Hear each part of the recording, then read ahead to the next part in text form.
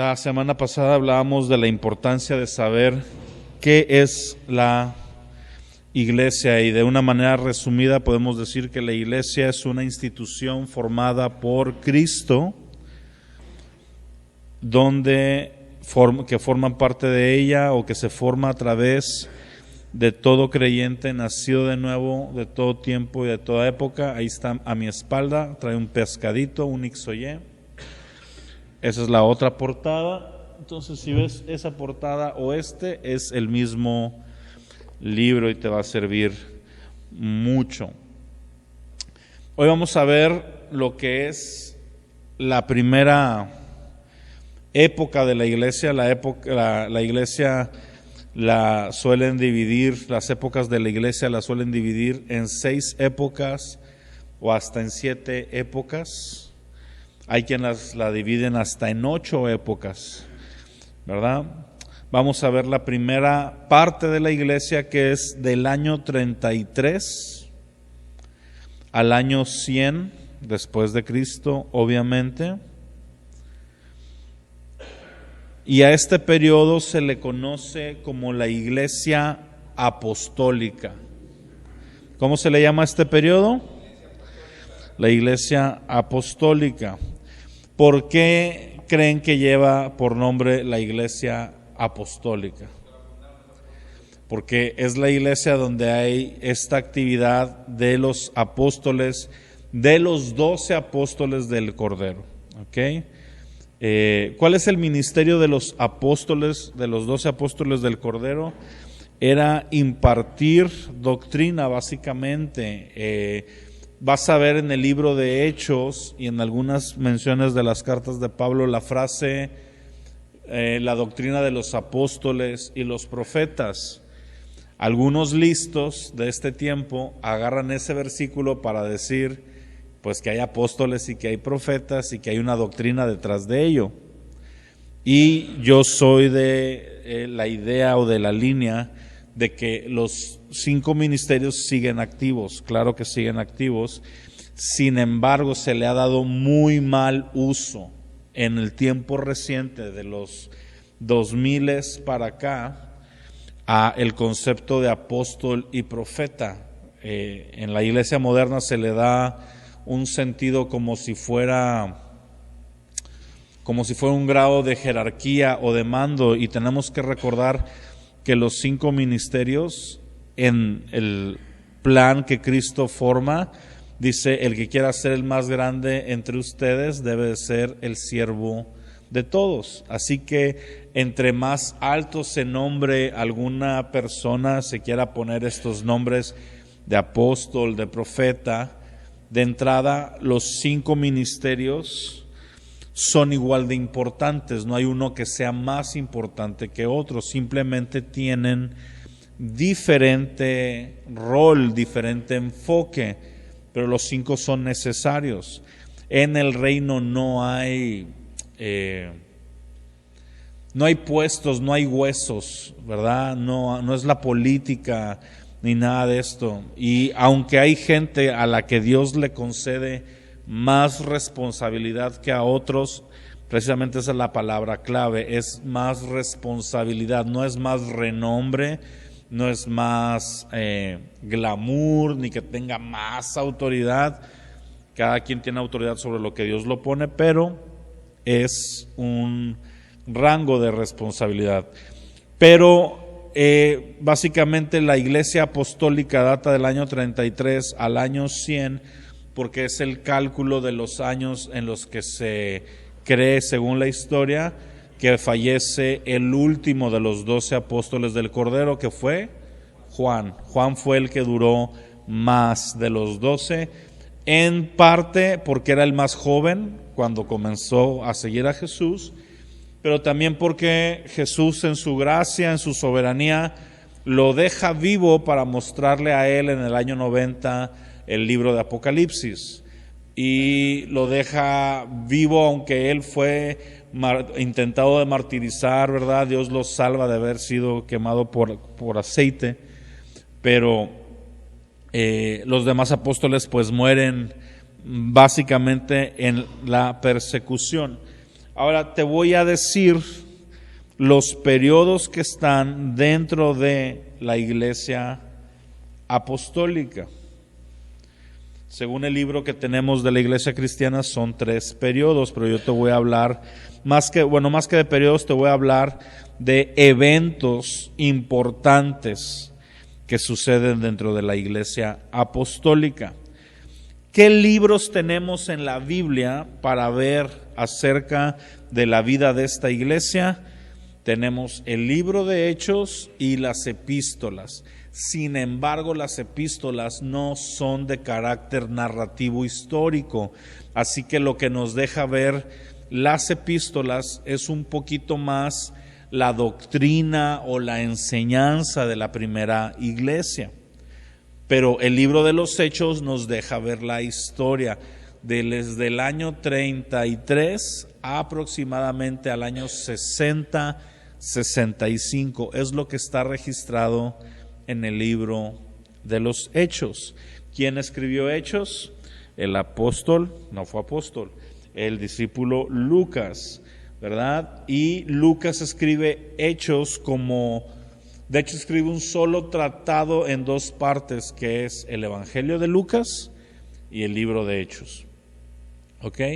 Para razones prácticas lo dividimos en 2 tratados, aunque son 2 tratados de uno solo, y los 2 iban dirigidos a la misma persona. Según Hechos y Lucas van dirigidos a un hombre llamado Teófilo. ¿Cómo se llamaba? Teófilo. ¿Y qué significa Teófilo? Teófilo significa el que ama a Dios o amigo de Dios. Eso es muy, muy interesante, porque podemos ver que el libro de los Hechos, en esta manera simbólica, haciendo uso de los significados de los nombres, podemos ver que es un libro escrito para los amigos de Dios, para quien amamos a Dios. Por eso el libro de Hechos tiene un carácter muy importante. El libro de Hechos comienza con Jesús todavía en la tierra, ¿sí? Y Hechos capítulo 2 va a marcar lo que es, Hechos capítulo 1 marca el primer evento importante, si podemos decir, de la vida de los apóstoles, ya como en su tarea, vamos a decir, o a punto de ser delegados, que es la ascensión. ¿Qué es la ascensión? Es cuando Jesús sube al cielo. Ojo, Jesús no es llevado al cielo, Jesús sube por sí mismo al cielo. Por ahí me voy a ir adelantando de repente en partes, pero hay una falsa doctrina dentro del grupo católico que es la asunción de María, que afirman que María fue ascendida al cielo, pero eso no está en el libro de Hechos.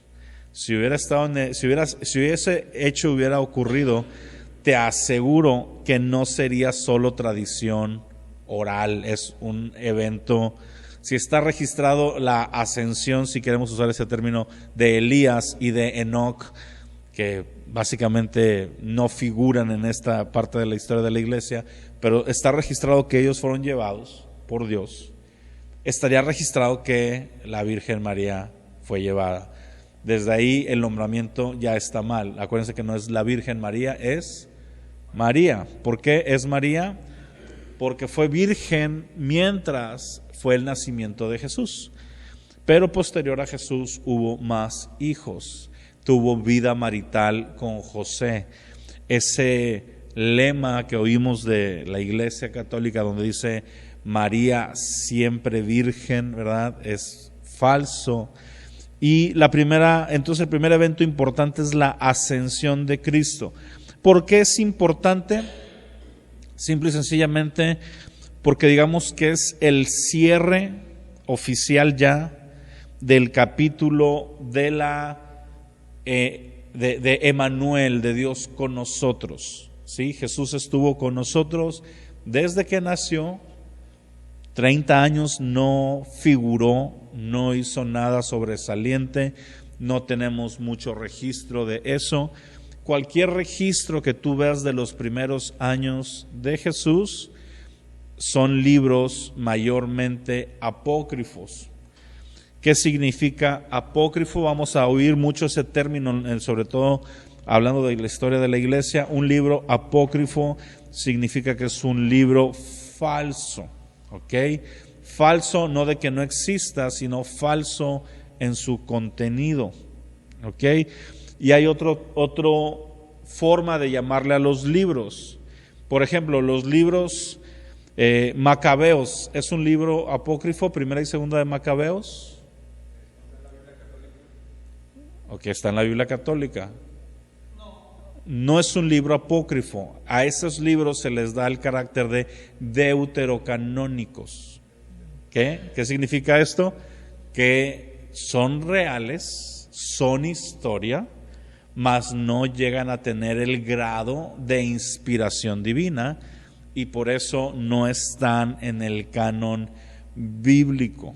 Están en el canon católico, pero de hecho fueron añadidos posteriormente. Los cánones más antiguos no tenían estos libros.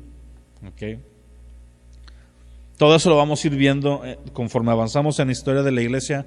Vamos a ver los concilios, vamos a ver cómo se organizaron para esto. Pero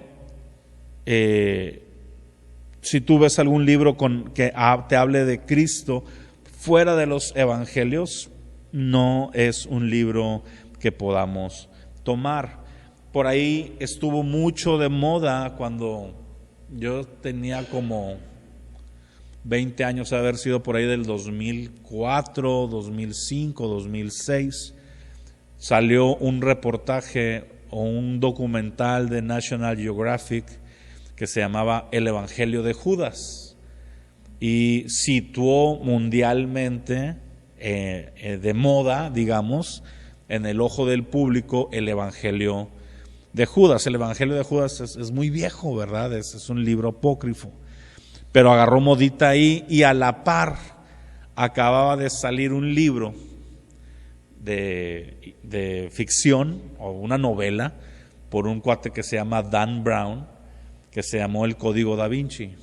Entonces, entre el Código Da Vinci y el Evangelio de Judas, traían unas ondas bien locas acerca de Jesús, de que si Jesús había tenido hijos con María Magdalena, eso es parte del Código Da Vinci, de que si Judas hace un evangelio donde muestra supuestamente que él no es malo, que él solamente siguió instrucciones de Jesús y que Jesús incluso lo escogió a él porque sobresalía entre los demás y que le estaba confiando, casi Batman, ¿no? Que iba a ser tomado como malo por la eternidad, pero iba a ser algo bueno. Todos estos libros son parte de lo que enseñó el apóstol Pablo, ¿verdad? Cuando dice que se amontonarán muchos con comezón de oír y prestarán atención a fábulas, y en Colosenses nos dice que tengamos cuidado de las falsas filosofías, de las huecas sutilezas. Nosotros tenemos como registro lo que pasó en los 4 evangelios y con eso nos basta. ¿Hay más historia de Jesús? Claro que sí, pues hay 30 años que no sabemos qué hizo. ¿Por qué no sabemos qué hizo? Porque Él no quiso. Sí, es sencillo. ¿Para qué andas investigando lo que no te quiere enseñar, verdad? Lo importante lo empieza a mostrar, ¿ok? En el año 33, también en Hechos, ahora capítulo 2, vemos lo que se conoce como el banderazo de la iglesia. Si a ti te preguntara alguien en alguna ocasión, ¿cuándo inició la iglesia? La respuesta es de forma práctica. Si te quieres poner demasiado metafórico y espiritual, vas a decir que antes de la fundación del mundo, que desde el principio, y sí, obviamente sí, pero ya que se manifestó en forma práctica, fue en el año 33 precisamente, 50 días después de la ascensión de Cristo, con lo que es la venida del Espíritu Santo en Pentecostés. Ese hecho marca el inicio de la iglesia y se da la primera predicación inspirada por el Espíritu Santo de la boca del apóstol Pedro. Y se convierten, ¿cuántas personas? Alrededor de 5,000 personas. Creemos que son más. ¿Por qué? Porque la Biblia suele contabilizar hombres, varones. Así que entre los 5,000 que marca la Biblia que se convirtieron, tenemos que añadir algunas mujeres.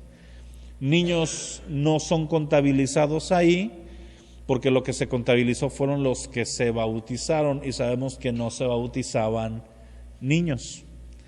Entonces, a ojo de buen cubero, ¿verdad?, lo que se cree es que en esa ocasión la conversión osciló entre 10,000 a 15,000 personas. Porque los hombres siempre hemos sido minoría. Por cada hombre suele haber un promedio de 3 a 5 o hasta 7 mujeres. Entonces, haciendo un cálculo muy conservador, si se convirtieron 5,000 varones y se bautizaron 5,000 varones, entonces hay un rango entre 10,000 y 15,000 personas. O sea, estamos hablando de una predicación poderosa que impactaba, que llenaba. Y Jesús lo ordenó. Jesús dice, ¿saben qué? Hasta que yo envíe la promesa del Padre, no salgan a predicar.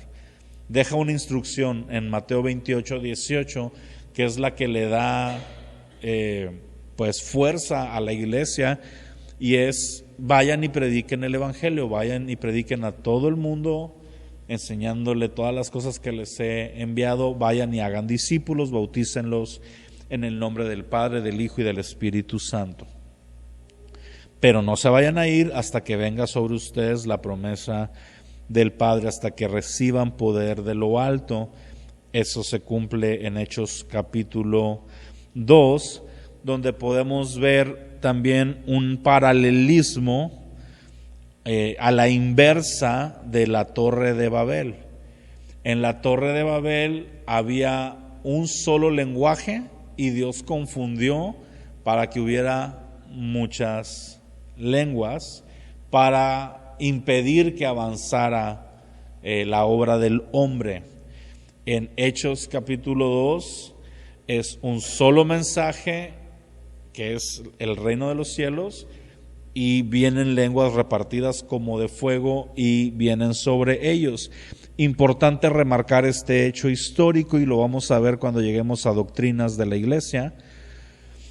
La manifestación de lenguas que hubo en Hechos capítulo 2 eran lenguas humanas, ¿ok? Es decir, mayormente eran lenguajes de las demás personas que estaban alrededor, ¿ok? Comenzaron a hablar otros idiomas. No eran las lenguas angelicales de las que después habla Pablo, que no entendemos, ¿ok? Están ambas lenguas. Hay gente que puede estar en su tiempo con el Señor o en una reunión, viene el Espíritu Santo y lo puede bautizar con inglés, con francés, con italiano. Lo que yo he visto en la experiencia propia es que normalmente el Señor usa lenguas antiguas. En una ocasión cuenta el testimonio que un profesor, ¿verdad?, de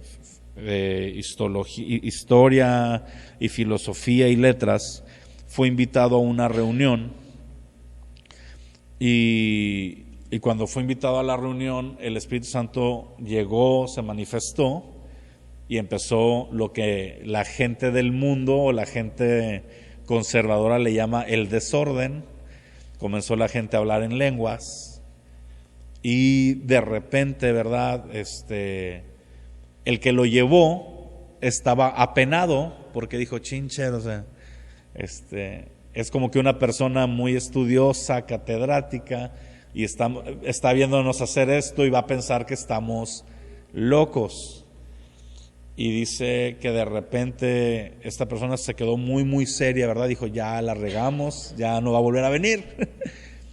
Y así quedó toda la reunión, se quedó como que muy seria. Y cuando se iban, le dijo, oye, ya en camino en el carro, le dijo, oye, quiero hablar contigo de lo que sucedió durante la reunión, ¿verdad? Y dijo el otro, ya valió, a ver qué le explico. Dijo, sí, le dice, pues es cuando el Espíritu Santo viene, me dice, pero ¿ustedes entienden lo que hablan? Dice, no, la verdad la mayoría no. Dice, lo que pasa es que las personas que estaban más cerca de mí estaban hablando en una lengua muerta, alemana, que solo hay 3 personas en el mundo que la conocen. Yo sé un poquito del dialecto, pero no lo hablan. Y estas personas lo estaban hablando fluido y estaban diciéndome a mí mis pecados. Entonces, dijo, ya se le volteó la cara y ya de pensar, ya valí queso, dijo, de aquí soy. Y ya le empezó a compartir con fe, ¿verdad?, el Evangelio. No tenemos que tener pena de las manifestaciones del Espíritu Santo. Es algo que empoderó a la iglesia del primer siglo y tiene que estar presente en nosotros. Amén. El estudiar la historia de la iglesia es precisamente parte de eso, es ver lo rico de cómo se movió Dios en otros tiempos, y hay cosas de otros tiempos que se han perdido, se han quedado en el baúl de los recuerdos, y hoy estamos como iglesia moderna, nos estamos apoyando más en la tecnología, en los talentos, en las capacidades humanas, cuando lo único que tenía la iglesia del primer siglo para avanzar, y con único estoy hablando entre comillas, no como menospreciando, sino lo que valía la pena, era que estaba empoderada del Espíritu Santo. ¿Ok? Así que Hechos 2 marca este hecho, viene el Espíritu Santo, aparecen lenguas repartidas como de fuego, hablan estas lenguas, la gente se maravilla, Pedro predica, y a partir de ahí, que es del capítulo 2, aproximadamente del capítulo 6, son los primeros años de la iglesia. Esta iglesia, el siguiente suceso importante es la persecución que se desata cuando muere el primer mártir de la iglesia cristiana, que es Esteban.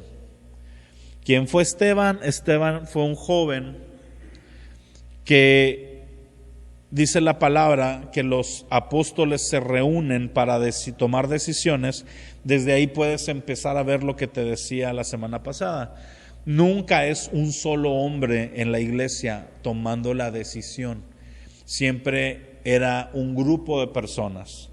A veces eran más personas. Conforme la iglesia fue avanzando, se fue afianzando un liderazgo entre 3 personas, y algunos emergentes como Pablo, ¿verdad?, o como Silas, o como Bernabé, que eran voces importantes dentro de la iglesia. Sin embargo, las decisiones mayormente la tomaban el grupo de los 12, y de entre estos 12, Jacobo, Juan y Pedro mayormente. Y dice la palabra que se empezó a haber problemas. Las primeras peleas de la iglesia, ¿quiénes crees que estaban involucradas en las primeras discusiones de la iglesia? Las mujeres, ¿verdad? Es dato curioso, ¿verdad? No crean que estoy en contra de nada, pero se empezaron a enojar las viudas de los gentiles y las viudas de los judíos, porque se sentían que eran desatendidas unas más que otras. Empezaron las sentideras, ¿verdad? Empezó: a mí no me quieren, a mí no me hablan, a mí no me dan. Y esa situación hizo que surgieran los primeros diáconos de aquella comunidad. Esta comunidad primera de creyentes tenía algo muy importante. y es que vivían realmente en comunidad. Acuérdate que el concepto de iglesia son personas, no gente, no edificios. Ellos no tenían un día oficial de reunión, sino que se reunían todos los días. Y el día del Señor, que fue el domingo, se estableció como el domingo. ¿Por qué el domingo, Abimael? Número uno, porque la iglesia principal era de judíos.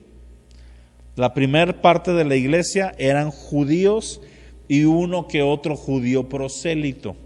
¿Ok? ¿Sí me entienden cuando digo judío prosélito? ¿A qué me refiero? Si alguien no me entiende, pregunte. Ok. Judío prosélito era una persona que no era judía de nacimiento, pero que buscaba la nacionalidad judía, renunciaba a su patria y venía a tomar la nacionalidad judía para poder ser parte del pueblo de Dios. Sin embargo, dentro de la cultura judía no tenía el rango de judío de pura sangre, era como un judío de segunda clase, por así decirlo, y no podía aspirar obviamente a ningún servicio, a ninguna circunstancia, aún dentro de lo que era la sinagoga, que no tiene que ver con la ley de Dios en sí, pero aún en esas prácticas no podía ser un rabino, no podía hacer muchas cosas, pero era gente que estaba siguiendo ahí. Entonces, cuando Cristo vino y le predicó mayormente a los judíos y algunos gentiles, vamos a decir, estaban ahí la mujer sirofenicia, el centurión romano. ¿Por qué? Porque tiene que haber esa sombra y figura de la añadidura de los gentiles. ¿Ibas a preguntar algo? Las sinagogas nacen en la época del cautiverio.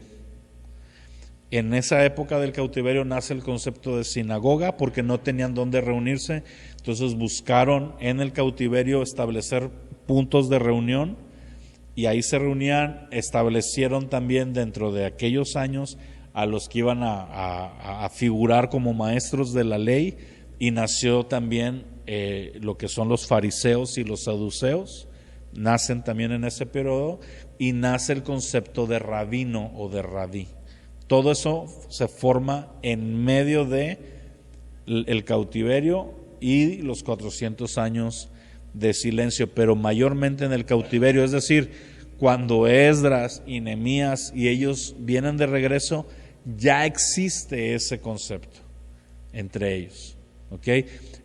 El judío es muy importante, aunque no es todavía ya de la iglesia, pero es importante saberlo. Se formó un libro, además de la palabra de Dios, que se llamaba el Talmud.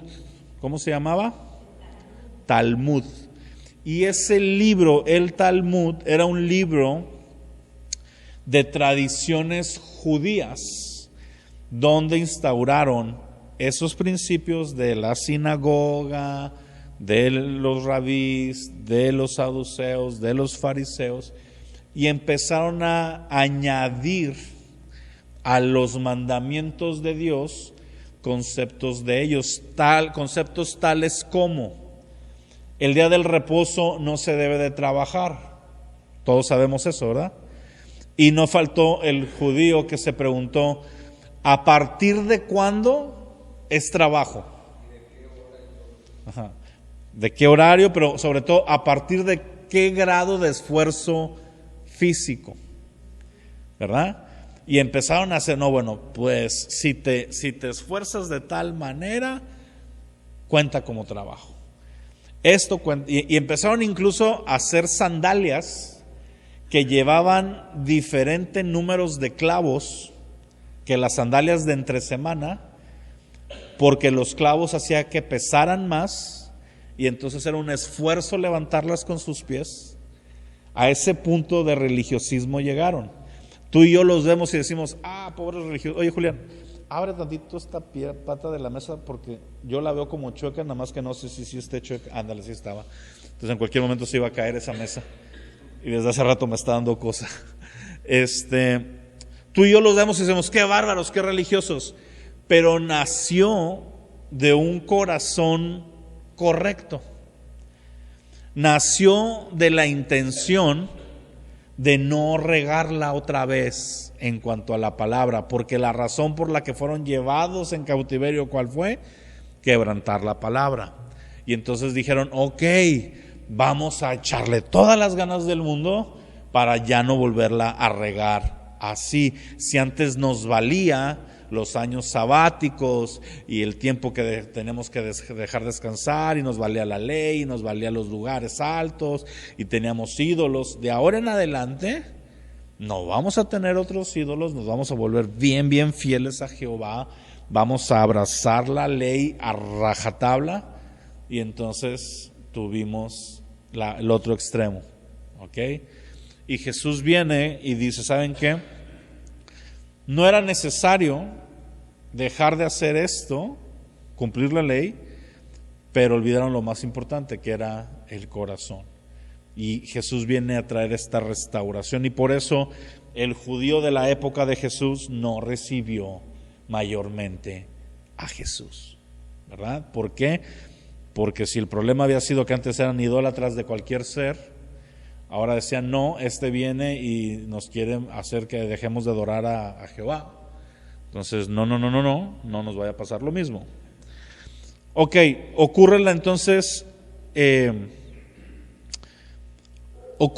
el llamamiento de los primeros 6 diáconos, entre los cuales sobresalen 2, Felipe y Esteban. Y digo que sobresalen porque forman parte de la historia posterior de la iglesia. De Esteban, de hecho, déjame ir a leer, porque hay un punto que siempre me gusta resaltar del nombramiento de Esteban.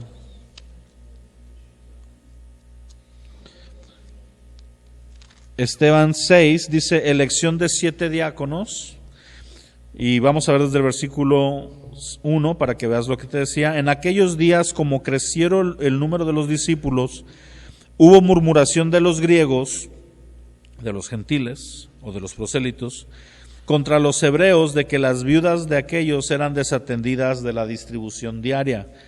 Entonces los 12 convocaron a la multitud de discípulos y dijeron, no es justo que nosotros dejemos la palabra de Dios para servir a las mesas.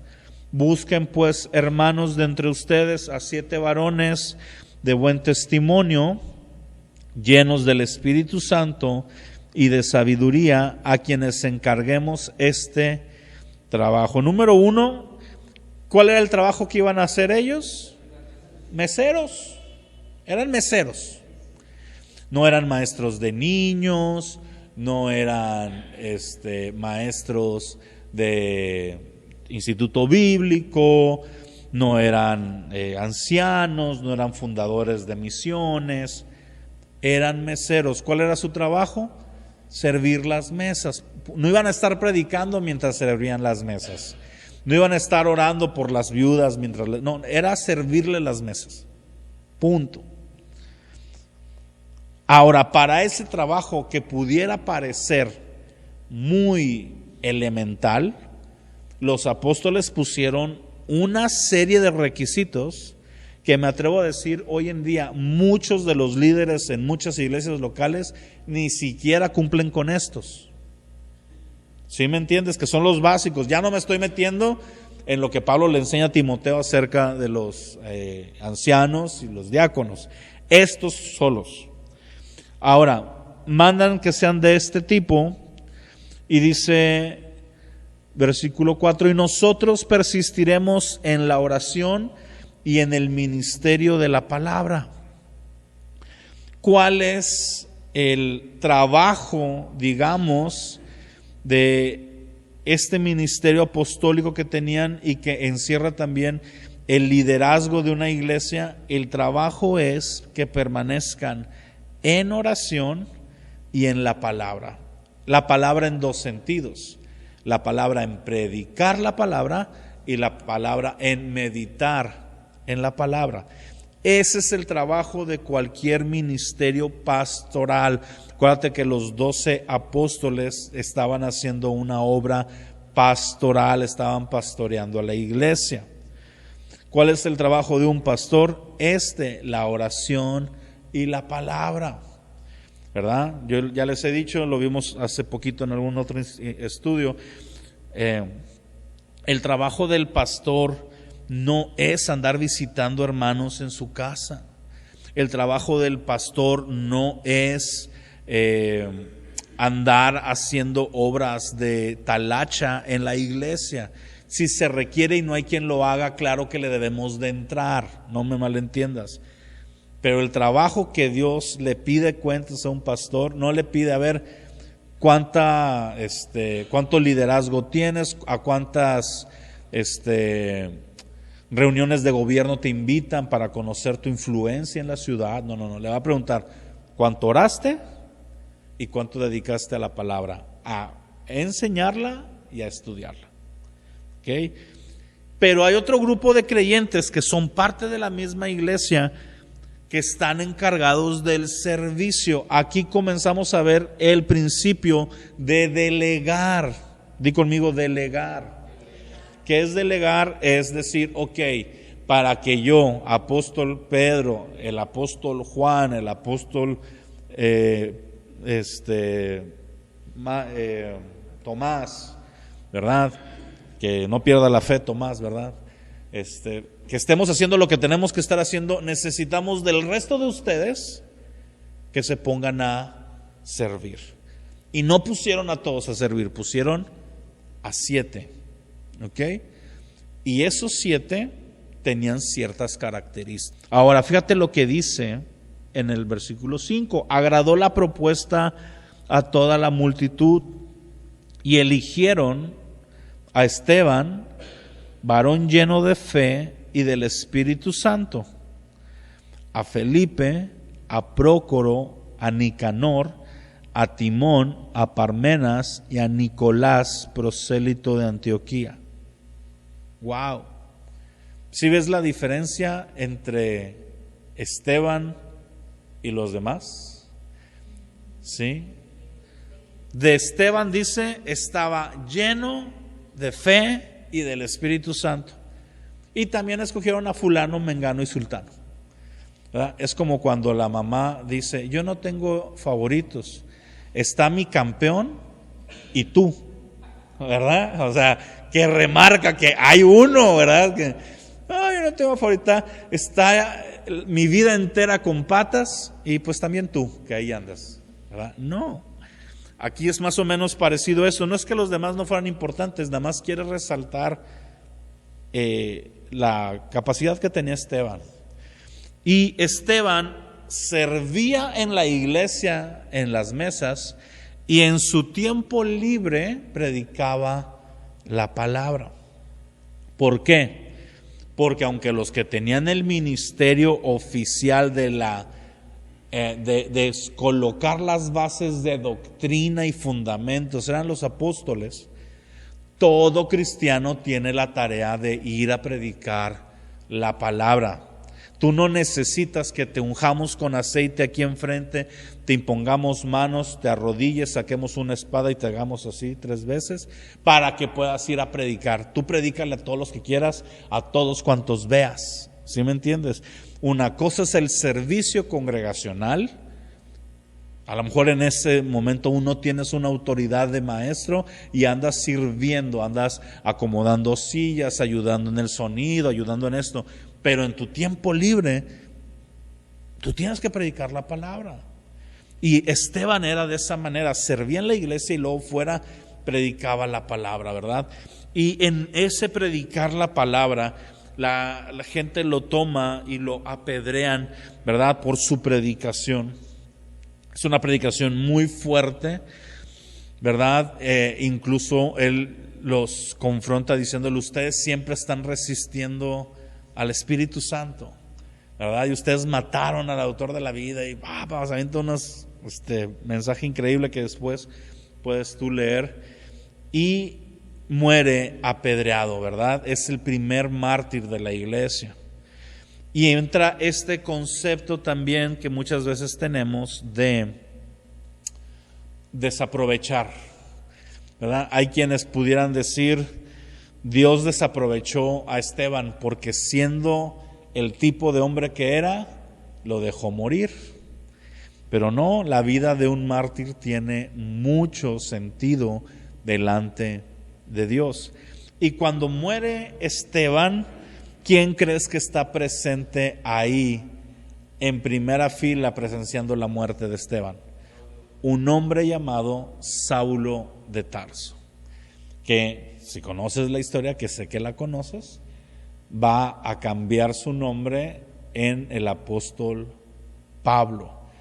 Pablo presenció en su época de perseguidor y consentía con la muerte de Esteban. Ahí él presenció, digamos, lo que a la larga le iba a tocar a él. Si Esteban fue apedreado, la única diferencia entre Esteban y Pablo es que a Pablo no lo mataron cuando lo apedrearon, pero lo apedrearon muchas veces. ¿Sí? Y entonces en esa muerte de Esteban se suelta la primer persecución de la iglesia. ¿Ok? Y como resultado de la muerte de Esteban, la iglesia empieza a hacer lo que tenía que hacer. ¿Cuál había sido la indicación en Hechos capítulo 1, versículo 8? Me serán testigos, ¿en dónde? En Jerusalén, Judea, Samaria y lo último de la tierra. ¿Dónde habitaba la iglesia durante esos primeros años? En Jerusalén. Sí había oposición, pero a la vez empezaron a ganar cierto renombre ante cierta gente. ¿Sí? Si tú lees los primeros capítulos, dice que la gente le temía a los apóstoles. Ahora, ese le temía a los apóstoles no era, uy, córrele, ahí viene el apóstol y nos va a alcanzar. No, era, le tenían mucho respeto, los honraban. ¿Por qué? Porque veían que por la mano de ellos Dios hacía señales, hacía prodigios. Incluso en Hechos capítulo 5 está la muerte por juicio de Ananías y Zafira, parte de la iglesia, profetizada o anunciada o mencionada por Pedro al momento, donde Dios por medio del Espíritu Santo le revela a Pedro que están mintiendo y ejecuta una declaración de juicio, ¿verdad? Y le dice, ¿por qué mentiste al Espíritu Santo? No has mentido a los hombres sino a Dios, y pues te vas a morir, y se muere. ¿Sí? Y cuando llega su esposa, tantito tarde, porque se había ido al Oxxo, en lo que Ananías daba la ofrenda, llega Zafira y le dice, oye, Zafí, ¿en cuánto vendieron la propiedad? ¿En tanto? Ah, sí, en tanto, y aquí te traemos todo el dinero, y mira, bien aventurados, y oye, pues fíjate que ahí vienen los jóvenes que acaban de ir a enterrar a tu marido, y ahora te van a llevar a ti, y ¡pum!, cae muerta. Entonces, ojo, hay pastores que usan ese testimonio para decir que tienes que diezmar y que si no te vas a morir. No les creas eso, ¿verdad? O sea, honra a Dios, pero no caigas en el miedo y en la manipulación. A mí me choca la manipulación. Ok, entonces se da la persecución. Hasta ese punto aunque era perseguida, se habían medio acomodado en Jerusalén, estaban muy cómodos. Pero a partir de ese punto empiezan a salir a muchos lugares. Y los sucesos importantes que tenemos dentro de esta primera persecución es la expansión del evangelio por la vida de otro de los meseros, que fue Felipe. Felipe se cree en la tradición. Cuando uso la palabra tradición, no la uso en mal sentido, simplemente la uso como un registro de historia contada, mas no bíblica. ¿Ok? ¿La historia contada está mal? No. Está mal cuando va en contra de la Biblia. Ahí sí, cuando dice, es que la tradición dice que la Virgen María fue llevada por unos angelitos, ¿verdad? Y está ahí en el cielo y es la mamá de Dios. Pues no, esa tradición, puras papas. Pero cuando la tradición te muestra y te dice, es que el apóstol Pedro murió crucificado de cabeza porque él declaró no ser digno ni siquiera de la muerte semejante a su Señor, eso está enalteciendo a Cristo, está enalteciendo el concepto de la Escritura, y hay cierto margen histórico que nos lo marca. Entonces no nos pasa nada por creer esa parte. ¿Sí me entiendes? Edifica. Ok, entonces según la tradición, Felipe logró llegar a un grado incluso apostólico dentro de la iglesia. Sus hijas son llamadas profetisas, las ves más adelante en Hechos, que llegan a este grado, y se cree y se dice en la tradición que llegaron a ese grado porque Felipe mismo las instruyó, porque Felipe desarrolló el oficio profético y llegó al oficio apostólico. ¿Okay? Es mera tradición, pero lo que sí comienza es como evangelista. Comienza a evangelizar, llega a Samaria y se suelta un avivamiento de aquellos, se suelta una manifestación bien poderosa de Dios y empieza a haber señales y milagros. Y como la iglesia pertenece a un cuerpo, Felipe no llega y dice, yo soy el pastor de esta ciudad, vamos a poner nuestra iglesia, se va a llamar la hermosa sucursal Samaria. No. Felipe llega, ve lo que empieza a ocurrir y manda mensajeros a que le cuenten a los apóstoles, a Pedro, a Juan y a ellos, que estaban ¿dónde? En Jerusalén. La primera base ministerial de la iglesia no fue Roma, fue Jerusalén. ¿Ok? Después se movieron a Alejandría y mucho después a Roma, ni siquiera fue la segunda. Y los apóstoles viajan, Pedro viaja y se lleva con él algunos para ver lo que estaba pasando en Samaria, y cuando llega ocurre algo muy importante. Que ocurre, ahí ves la madurez de lo apostólico. Felipe tenía unción, salud. Felipe traía una unción bárbara. De ser mesero pasó a ser evangelista en corto, señales, prodigios, milagros, pero Felipe no lo había delegado y no lo había impartido. Llega Pedro y empieza a orar por todos para que reciban el Espíritu Santo que tenía Felipe. ¿Sí? Felipe era mala onda. Felipe era un envidioso que no quería compartir el Espíritu Santo con los demás. Felipe no quería que alguien le hiciera sombra en su ministerio. No, Felipe era inmaduro. Los líderes maduros de la iglesia eran los apóstoles. Y a Felipe se le había ido el gallo, se le había dormido ahí, y llegan y empiezan a imponer las manos sobre la gente y empiezan a recibir el Espíritu Santo. Si tú vienes y me dices, pastor, yo no necesito que nadie ponga sobre mí las manos y ore por mí, porque a mí Dios me habla solo y Dios me puede bautizar con el Espíritu Santo cuando Él quiera. Yo te voy a responder, sí, tienes toda la razón. Amén. Pero también puede usar a una persona llena del Espíritu Santo para ministrarte el Espíritu Santo, para transferirte, vamos a usar esa palabra. No me gusta ese concepto porque se ha malbaratado, ¿verdad? Te voy a transferir la unción, y cobran por esas cosas. Y no, aquí de hecho ves que hay una persona ahí que se llama Simón. ¿Cómo se llamaba? Simón. Y Simón da luz a uno de los pecados más horrendos que la iglesia ha experimentado por los siglos y sigue experimentando, que se le conoce como la simonía. ¿Qué es la simonía?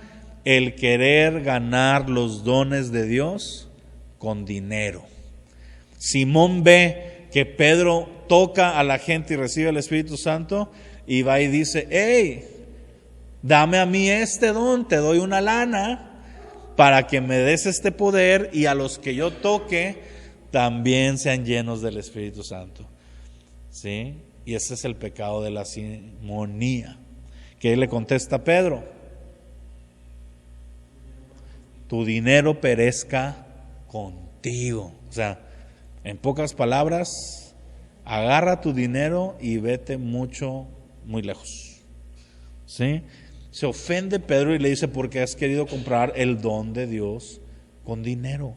El don de Dios no se compra. Para empezar, no te alcanzaría.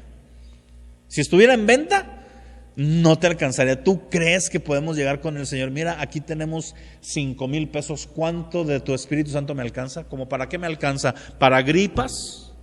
¿Para uñas enterradas? Si te doy 100,000 pesos, ya puedo quitar alguna piedra renal. Si te doy 1,000,000, ya ando pudiendo ahí con COVID cuando no está muy fuerte. No se alcanzaría. Ni con dinero físico, ni con dinero de obras, porque esa es la otra. Ok, yo no le ofrezco dinero, pero me aviento unos ayunos, que el ayuno es parte de la disciplina espiritual, estamos en uno de esos, pero no estamos orando 21 días para ser llenos de los poderes de Dios y entonces poder imponer manos, no, estamos ayunando 21 días para consagrar el año y para buscarlo y conocerlo más. Para eso estamos orando, amén. No podemos llegar y decir, es que yo voy a servir, voy a hacer, voy a flagelarme, voy a golpearme, No. El don de Dios no está con dinero. Y entonces empieza esta manifestación, empieza a salir más y más de los discípulos a donde iban, llevaban el evangelio. El primero en predicarle a un gentil dentro de la iglesia fue mismo Felipe. Felipe es guiado por el Espíritu Santo, ¿a dónde? Al desierto, muy parecido a Jesús. Y en el desierto se encuentra a un eunuco que va leyendo el rollo de Isaías. Y Felipe le pregunta, oye, ¿sabes acaso lo que lees? Ahora, hay algo bien curioso. ¿Quién sabe qué significa Felipe? Porque a veces nos ponemos, se nos dan ciertos detalles muy bonitos. ¿Por qué crees? ¿Por qué se encontró Felipe con el eunuco? ¿Cómo fue el contacto? ¿Cómo escuchó que estaba leyendo Isaías según el relato bíblico?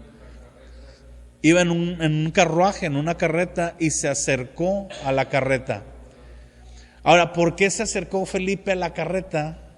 Muy posiblemente, porque no está en la Biblia, pero muy posiblemente por lo que su nombre dice de él, que es el que ama a los caballos. Como que vio unos caballitos, se acercó a ellos, eran los de la carreta, y oyó que estaba leyendo el eunuco. Tú dices, ay, Abimael, se me hace demasiada coincidencia. Es que a mí se me hace demasiado Dios que use esos detalles, ¿sí? A lo mejor estaría bien místico que tú dijeras, no, iba pasando y de repente sintió y dijo, allá tengo que ir, y corrió. Y sí, puede ser, Dios a veces obra así, pero también obra en los pequeños detalles donde tú de repente dices, oye, ¿y qué será esto que está ahí? A ver, me voy a estacionar, ahí dice que entrenan perros, y de repente, bueno, voy a apuntar el número, y en eso pasa un muchachillo, chiquito, joven, y me pregunta, ¿qué se le ofrece?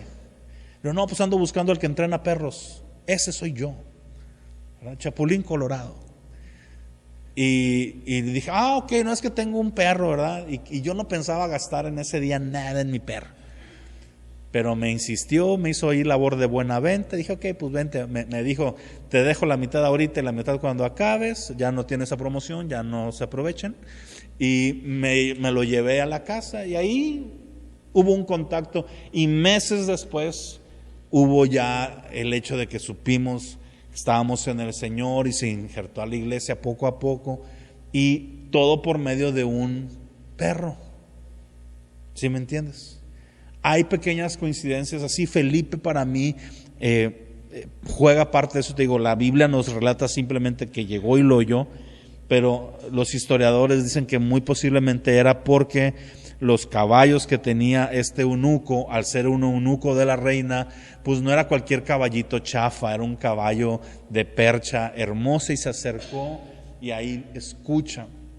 Y cuando escucha, esta es la clave, iglesia, no pierde la oportunidad. No dice, ay, pues voy a orar por este pobre hombre, que Dios le revele lo que dice el rollo. Es más, le voy a preguntar cómo se llama para orar por él. No. Se mete, transgrede, irrumpe y le dice, oye, ¿qué pasó? ¿Entiendes lo que estás leyendo? Y el eunuco le contesta, ¿y cómo voy a entender si nadie me enseña? ¿Qué era Felipe? Un mesero. ¿Sí? Aguas. Un mesero. ¿Sí? Volvemos a lo mismo. ¿Quién estaba enseñando a la iglesia el evangelio? No eran solo los apóstoles. Era la gente, miembros de la iglesia, servidores. Imagínate que este pobre eunuco esperara hasta que lo visitara Juan o Jacobo. Pues no iba a llegarle el evangelio. Pero un Felipe va y le comparte. Y este Felipe, tenía la palabra dentro de él, de tal manera que le puede guiar con el rollo de Isaías para mostrarle a través de ese rollo quién es Cristo. Esa es la clave. La clave no es si tú tienes un nombramiento, la clave es si tú tienes la Biblia dentro de ti. Porque si tú tienes la Biblia dentro de ti, puede venir un vecino y decirte, oiga, présteme un huevo porque voy a barrer a mi hijo.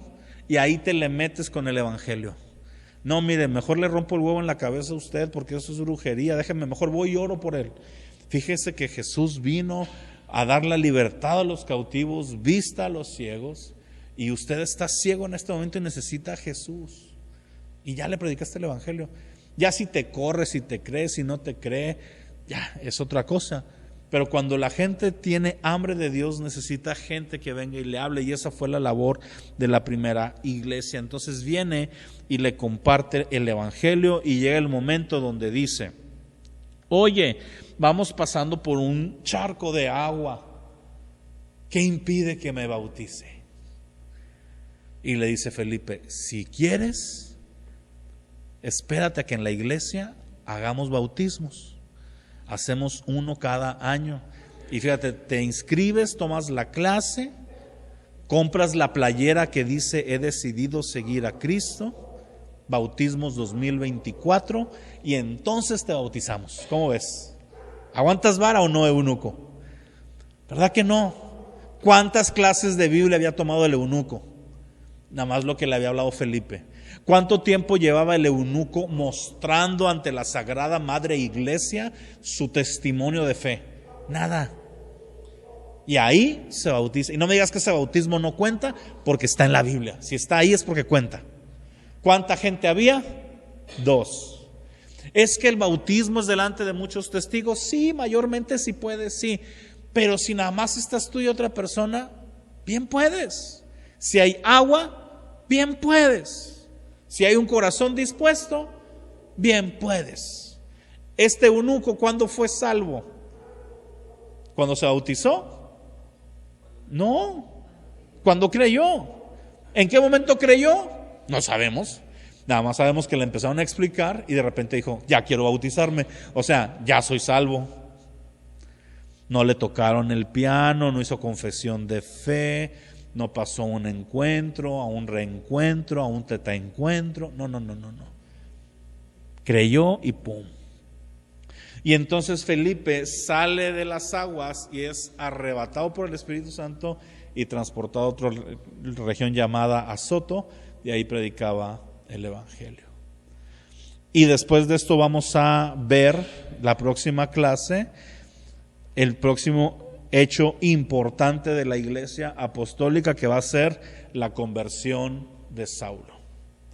¿Okay? Entonces, hasta ahorita los hechos importantes han sido la ascensión, el Pentecostés, la formación de los primeros servidores de la iglesia, la primera persecución de la iglesia con el primer mártir y la expansión primaria de la iglesia por medio de Felipe, y va a seguir la conversión de Saulo. Amén. ¿Hay preguntas?